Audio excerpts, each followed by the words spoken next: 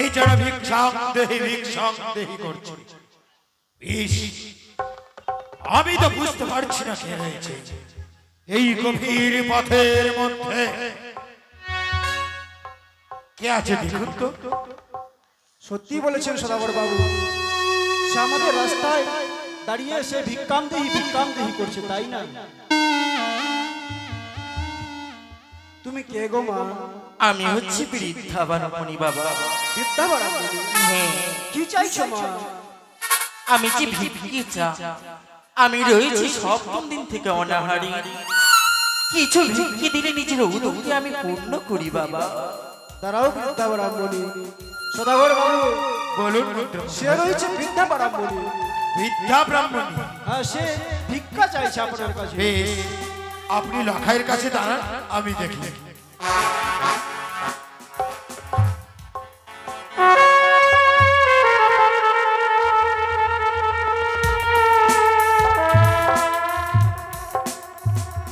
নাম দেব চরণে আশীর্বাদ করি বাবা তোমার। ব্রাহ্মণী মা, বলো বাবা। আমি আমার পুত্র নিয়ে চলেছি উজানি নগরে। এই পথের মুখে তোমার ভিক্ষে চাই।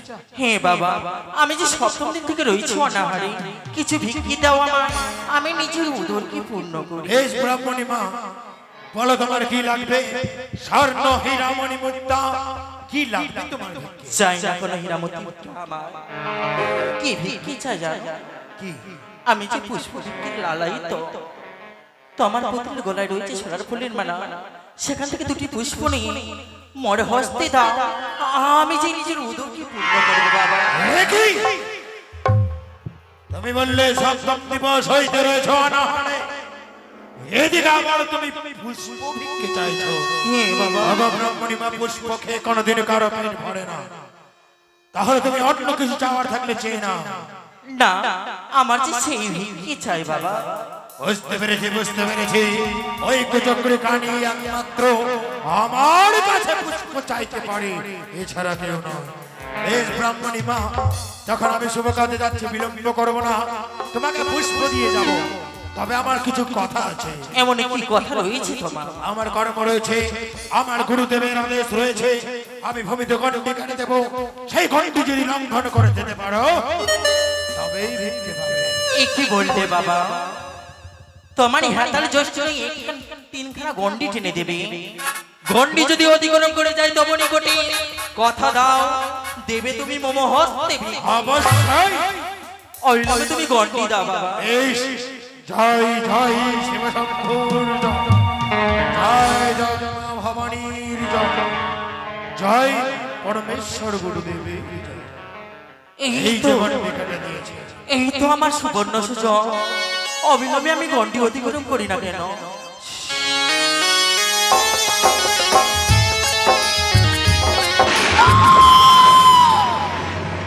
কেন আমি গন্ডি অতিক্রম করতে পারি না?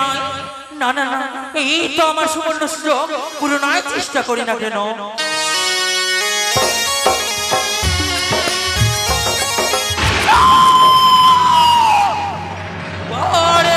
দ্বিতীয়বার ব্যর্থ হয়ে আমি, না না, এই তো আমার সুবর্ণ সুযোগ, তৃতীয়বারের মতো আমি চেষ্টা করি না কেন?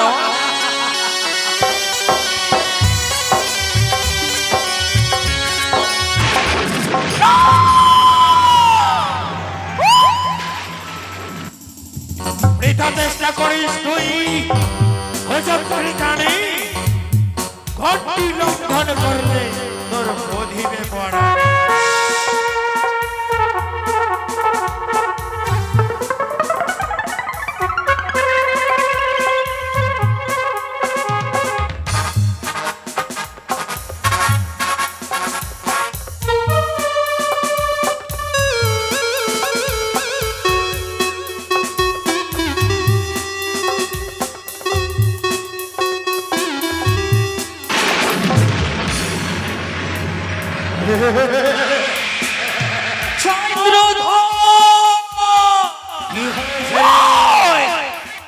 এসেছি বড় আশা নাই, তোমার পুত্র শুভ পরিণয়ে শুভ আশীর্বাদ করিবার জন্য।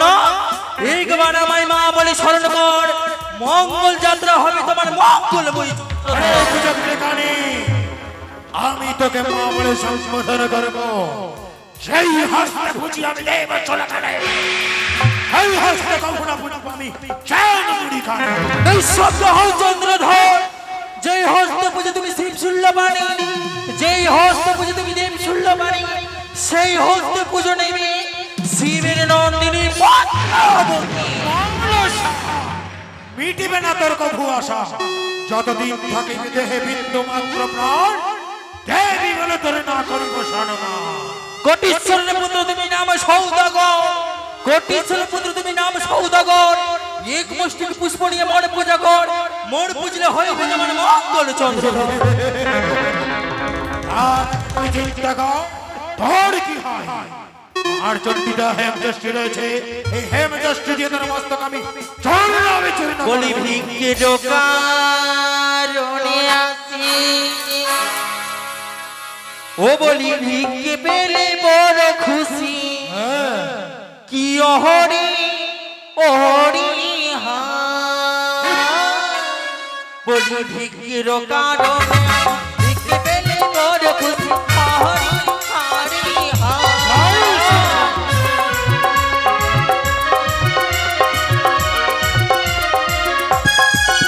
বলি সৌদাগর সৌদাগর তোরা আমায় পূজা কি হরি হরি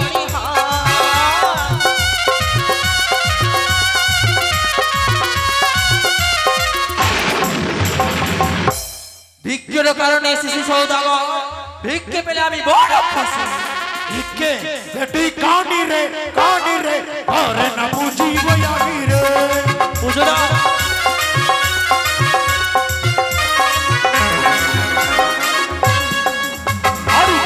হস্তে পুজি আমি দেব শুল্লবাণী সেই হস্তে পুজি আমি চান মুড়ি জানি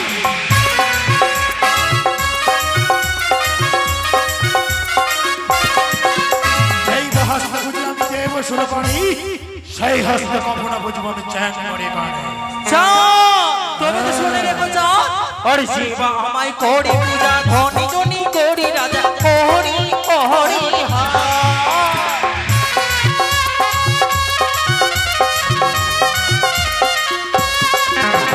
শিবা আমায় করি পূজা ধনী জনি করি রাজা হরি হরি বুঝো না বলি সৌদাগর সৌদাগর করো আমায় পূজা কি হরি হরি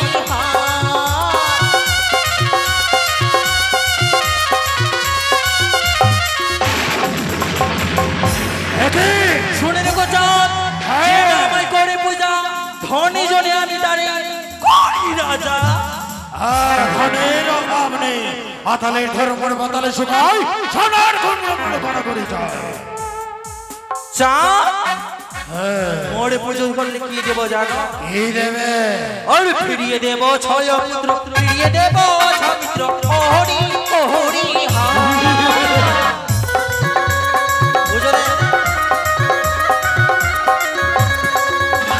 ফিরিয়ে দেবো ছয় পুত্র ফিরিয়ে দেবো তোমার মিত্র হরি হরি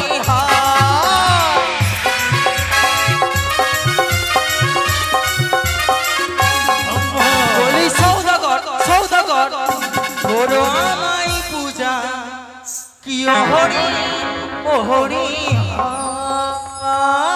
বুঝো বুঝো নিবি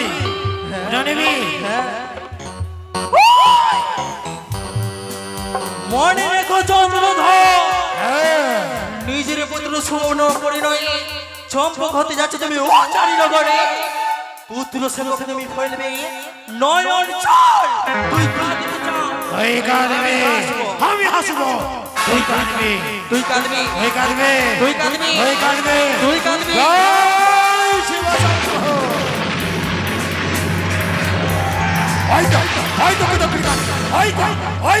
জয় শিব শম্ভু জয় শিব শম্ভু